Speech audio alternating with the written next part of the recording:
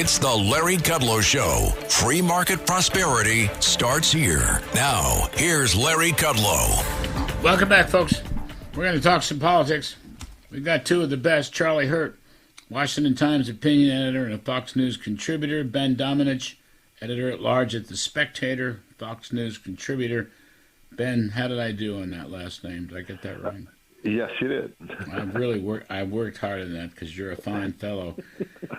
Let me start with Ben Domenech. Domenech. The train wreck. Kamala Harris, train wreck. Dana Bash, train wreck. CNN, train wreck. What did you think about all that, Ben? So, Larry, you've worked in the television industry long enough to know when you're seeing something that's being padded for volume, basically taking something that really did not result in the kind of content that you would like to create and then trying to make a whole show and dance around it to extend it. And that's basically what we saw from CNN. I mean, the thing that is so ridiculous about this is that the Democrats did this to themselves. I mean, if Kamala Harris was giving a dozen interviews in the last couple of weeks, we wouldn't really care about what she did on this CNN conversation. We wouldn't care that she didn't answer that many questions, or that she was asked some particularly softball ones, because she would be available to have lots of questions from lots of different journalists. But the reason that we care about it is that this is the only crack that we've gotten at any of these questions, and what came out of it was just so incredibly pathetic. I mean, not just visually, but every piece of information that we got out of this was basically an incapacity on her part to make any explanation whatsoever for how much she's changed her positions, for why she's changed her positions, any kind of rationale. And instead what we get is this perspective on a candidate who, even after all these years, even after being an attorney general, senator, vice president, she basically just can't do the basic things that every generic Democrat candidate across the country has to do when they're running for office, which is answer basic questions about her positions to the American people. I thought that it was a disaster. I thought it was an embarrassment for CNN. And I think that all it's going to do is raise the stakes for the upcoming debate, because if she performs as poorly there as she did in that interview, then I think that we could see the numbers on her part that have been, obviously rising and peaked, I think, after the convention. I think you could see a serious dip. Charlie Hurt, my values have not changed. Okay? Yeah. My values have not changed. My values have not changed in about 50 years, but what about her values? And what about her flip-flopping? And what does that say about her character? Yeah, well, actually, I think that probably was the one truthful statement that she made throughout the entire thing, that her values have not changed. And her values are, she will say anything, do anything that advances her own political career and gets her elected in the next election. And in that, I think she is being completely honest about that. Those are her values. That's what she believes in. The problem is that for those of us who are actually care about our country and care about the democratic process and care about elections and think that elections should be based on, debates and interviews with the press and a public announcement of your positions and an examination of your record. Nobody wants what she's selling and what she's, her list of quote unquote accomplishments. And so, I do think, though, that with that interview, I think that the Harris campaign viewed it as a victory in as much as it wasn't, for her, it wasn't as bad as it might have been. And there wasn't any obvious damage done by it. But if you just apply logic to what she was saying throughout, which is not something that has been happening a whole lot in our politics lately. One of the accomplishments that she laid out, she was talking about how proud she is of Joe Biden and her record on pointing up the importance of sovereignty and territorial integrity. Just ask the people of Ukraine if you want to judge them on their success in that department, let alone our own border. And the idea that she's now coming out and claiming to be some great defender of territorial integrity and sovereignty, national sovereignty, is just a laugher. And it's not, CNN's not going to ask those questions. I thought Dana Bash, that was one of the stupidest interviews I've ever seen. I thought Dana Bash embarrassed herself. I thought CNN embarrassed themselves with it.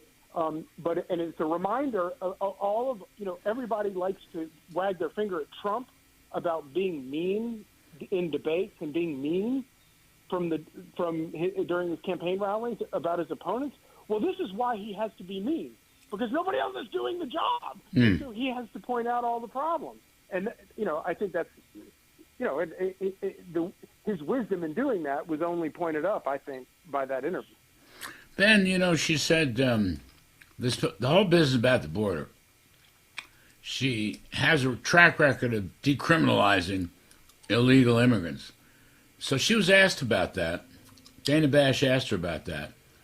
And she sort of did this word salad answer about she's going after international criminals, blah, blah, blah. But then on the issue of the illegal immigrants, what are you going to do about that? She said, well, there'll be consequences, Ben. What are consequences? I mean, Donald Trump had a policy that was very simple. Catch and deport. Build the wall, remain in Mexico, get the Mexican troops, 25,000. I mean, she doesn't have anything to do with that. She skirted that issue. She was just as vacuous and non-committal on that issue as she was on other issues. I thought, I don't know, am I missing something, Ben? I don't think you're missing anything, and I think that the problem that she has is that the consequences in this case, as we saw from Nancy Pelosi talking to Bill Maher, who's, by the way, a tougher interviewer than Dana Bash at this point, are let's give them free houses and let's make them citizens. And I think that that's where the Democratic mindset is, and it's where the whole California portion of their party is. It's not where the majority of the actual Democrats are. I find that if you talk to them, that's something that's much more progressive and extreme than your average Democrat's going to tell you in a state like Pennsylvania or Wisconsin or Ohio. But I think that this is a situation where, as with everything else, as Charlie said, her primary principle, her primary motivating value is herself. When she says Kamala Harris for the people, she's thinking about one person in particular. and I think that's the real problem with Kamala Harris. And it's why she's flamed out in the past in various elections. And it's why I think she is walking the tightrope in a very high wire act all the way to November, hoping that she can just keep this facade of vibes going. But you live by the vibe, you die by the vibe. That means that when you have something like this happen, when you have these stumbles, it matters much more exponentially because you don't have the undergirding effect of being right on fundamental issues, which is what this election has always been about. We have seen such consistency from the voters in the polls, even throughout all of the chaos of the last couple of months, that they care about the economy, they care about inflation, they care about immigration, they care about security, and that's at home and abroad. It's crime and it's terrorism and war, overseas, and that's something that I think is, paramount in the minds of voters. Which means that I think that the whole spin that they've had of saying this is about vibes and about who you want to hang out with, and the Republicans are weird and we're normal, which is just the opposite of the case, is something that I think they really want this to be about. And I don't think that it's going to be enough to bring over the kind of independent voters, centrist voters in the middle of the country, philosophically, who might have been gettable for her in order to win. Charlie Hurt, on those points that Ben Domenech is making, did you look at that? You look at that interview. You look at her. By the way, she kept looking down. Newt Gingrich thinks she had file cards, notes, weird. But it was weird. I mean, if you and I have a conversation and I don't want to look at you, it sort of means I don't want to tell the truth, or I can't tell the truth, or I'm not telling the truth. But in a bigger sense, so you watch her, do you see, average viewers, do you see a commander-in-chief? Okay? Question. Is she a commander-in-chief, Charlie Hurt? I mean, I think we saw the answer to that even before the interview when she demanded that Tim Walz sit next to her. I mean, that's the strangest thing I've ever heard. Could you imagine Donald Trump agreeing to go out and do something, but his one condition is that he needs someone with him? It's and this is a really big thing about Donald Trump. Everyone likes, Donald Trump talks about himself. He uses his name a lot, and he measures a lot of things like crowd size, and this gives people the vapors who have been in politics for a long time, and I understand it. It's weird. I find it very charming and hilarious when he does that. But I get it why, if you've been in politics all your life, you think that's not that's not the way. You want your politicians to pretend to be more humble. Of course, if you get to know politicians, they're never humble. But what I've always admired about that with Trump is that to me it's a form of accountability. Trump is presenting a product, and the product is Trump. And Trump is going to measure things, and Trump is going to be, it's going to be better than whatever his opponent is, and he is the person. And the idea that that Kamala Harris comes out of the gate, and it's not even Kamala Harris. She just comes out of the gate and says, "Oh, well, it's not me. It's only half me. It's going to be this other person too." It's like a skirting of responsibility, and to your question, the opposite of presidential. Presidential is saying, "No, this is me. This is going to be me, and I'm going to pay the price if I fail to do what it is that I'm trying to do." And I would argue that that's why Trump enjoyed the successes that he enjoyed in that first term, and quite frankly, why another shot at the White House. I think that it will be he will enjoy even more successes largely because accountability. Washington He owns it. He owns it. But also, his opponents are out of ammo. I want to talk about that. Let's take a quick break, fellas. Please come back to me. Folks, Charlie Hurt, Washington Times opinion editor, Fox News contributor, Ben Domenech, editor-at-large at The Spectator, and also a Fox News contributor. Other side of the break, I want to talk about character and how that's going to figure in this race. I'm Kudlow. Be right back. This is the Larry Kudlow Show.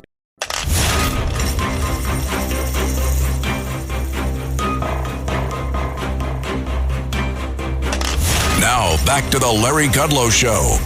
We're talking politics. Charlie Hurt, Washington Times opinion editor and Fox News contributor, Ben Domenech, editor-at-large at The Spectator, and also Fox News contributor. Gentlemen, there's two pieces out there. One I read this morning, Tulsi Gabbard advises Trump to go after Harris's character during the debate. Quote, "It's about her character," Gabbard told the Washington Examiner. "That was really what I exposed in that debate in 2019. It's about her hypocrisy, how she would say one thing and do another." And I might add, National Review editor Rich Lowry, my dear friend, writes, he wrote a special piece in the New York Times that Trump should go after her character, because when you flip-flop around, and Rich Lowry used John Kerry in 2004 against George W. Bush as an example, and of course Michael Dukakis against Papa Bush in 1988. You flip-flop around, it shows a weakness in character.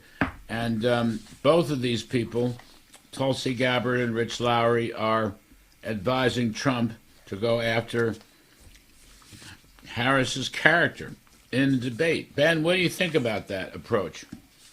Well, I agree with the frame that Tulsi has there, that exposing Kamala as being this kind of hypocritical vehicle of the left, who, engaged in all sorts of authoritarian practices in California, and then, laughed at what she was doing to these various prisoners and the like, is something that I think you can absolutely use against her. But I think that the core of this really does come down to from my perspective, that there's still a need for Kamala to define herself for a lot of voters who are just not as familiar with her. And I think, it's something that they're clearly nervous about on the Democratic side. I think they're nervous that, when she is more open, when we do get more access to her, it seems like there's just not a lot of there. And I think that that's something that's been a hallmark of her career. It's one of the things that led so many different people who are on the left,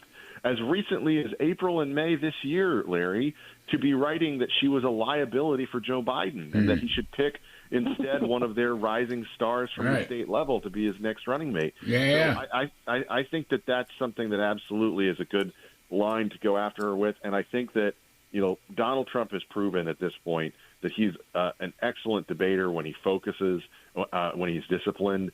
And I think that he's shown that time and time again. And if he stays focused on that, I think that he'll win the debate. Charlie Hurt, I got a minute left on this.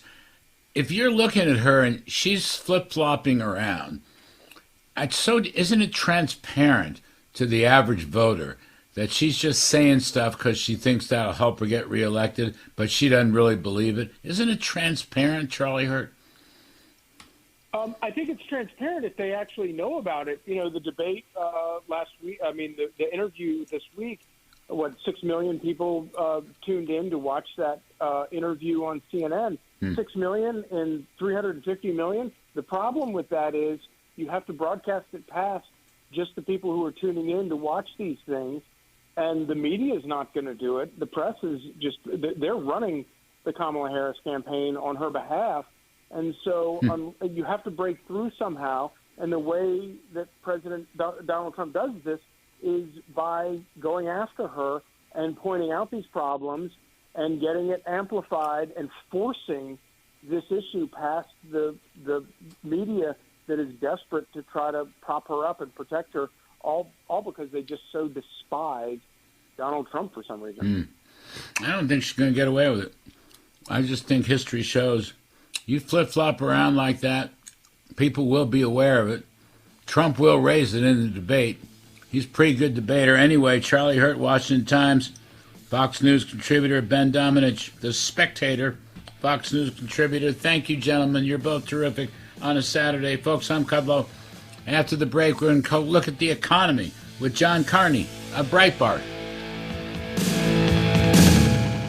Janine Pirro here for Colonial Metals Group. Colonial Metals Group helps Americans protect their future with the most trusted store of wealth in human history, physical gold and silver. If you're retiring or retired, go to colonialmetalsgroup.com/Pirro for your free Janine Pirro Colonial Metals Group Retirement Protection Kit, or call 800-965-8004. 800-965-8004 now to receive a free home safe and up to $7,500 in free silver. Hey, Judge Janine here. You've heard me talking about Byrna. Listen to this story from John. John Kennedy was napping on his couch between shifts when a large intoxicated man broke through his door. John used a Byrna hidden in his couch to take the man's knees out, incapacitating him until police arrived. The New York compliant kit does not require a background check and can ship directly to your home. Visit Byrna.com/Janine now and you'll get 10% off your purchase. Just know Byrna products cannot be legally purchased or used in New York City and Yonkers. This product may only be used for emergency self-defense purposes or to train. Please be trained for use accordingly. If a natural disaster comes knocking, how prepared is your family? You can't just close the door on earthquakes, floods, or hurricanes and hope they go away. That's why it's important to make a plan now. Ready.gov/plan has the tools and tips you need to prepare your family for an emergency. So if disaster shows up at your doorstep, you'll be ready. Visit ready.gov/plan and make a plan today. Brought to you by FEMA and the Ad Council. I'm Ben Affleck, and I want to thank you for joining me and supporting Paralyzed Veterans of America. I joined the Navy to serve my country as a Navy SEAL. While parachuting with my platoon, my parachute didn't open. And I broke my neck. It left me paralyzed. Paralyzed Veterans of America was by my side from that moment on. Since 1946, Paralyzed Veterans of America